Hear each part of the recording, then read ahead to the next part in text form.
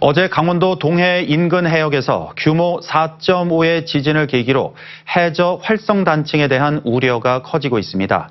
그동안 해저 단층은 아직 이렇다 할 조사가 없었는데요. 동남권에 밀집한 원자력 발전소에 큰 위협이 될 수도 있습니다. 장미쁨 기자입니다. 동해시 북동쪽 50km 해역에서 발생한 규모 4.5 지진. 정부는 지진 위기 경보를 주의 단계로 상향하고 원전 안전 점검에 나섰습니다. 이 인근에서는 지난달 23일부터 지진이 무려 36차례나 발생했습니다. 일단 해저 단층 중 하나인 울릉 것으로 추정되는데 더 큰 규모의 단층이 있을 가능성도 배제할 수 없습니다. 지금까지 발생한 지진 발생 패턴이나 분포나 이제 이런 걸로 봤을 때는 대략 이제 그 미소 지진들이 일어나는 그 영역이 지진의 단층의 크기를 의미를 하는 거거든요. 영역이 다 단층으로 활성화된다면 그 정도 규모의 지진이 발생할 수 있다고 지금 보고 있는 거죠. 또 다른 문제는 단층의 존재가 확인된 내륙의 활성 단층들입니다. 특히 원전이 몰려있는 동남권에 언제든 지진 가능성이 있는 활성 단층은 16곳으로 이 가운데 7곳은 원전에서 아주 가까이 있습니다.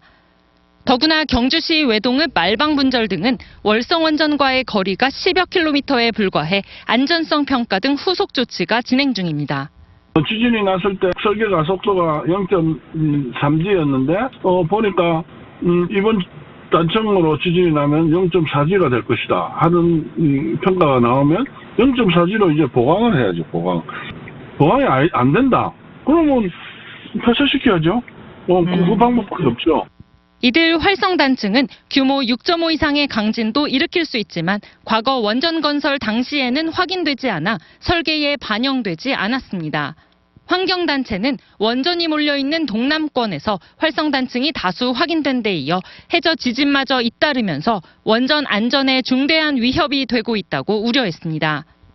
특히 2011년 일본 후쿠시마 원전 사고를 일으킨 동일본 지진이 국내 단층대에 영향을 미쳤을 가능성이 높다면서 원전 안전을 보장할 수 없다고 주장했습니다.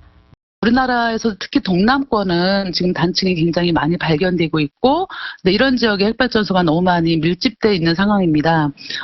그렇지만 해저 단층 조사는 지금까지 진행도 안 되어 있는 상황이고 해서 한편 한수원은 국내 원전은 밝혀지지 않은 단층으로 인한 최대 잠재 지진까지 고려해 충분한 내진 여유도를 확보하고 있다는 입장입니다.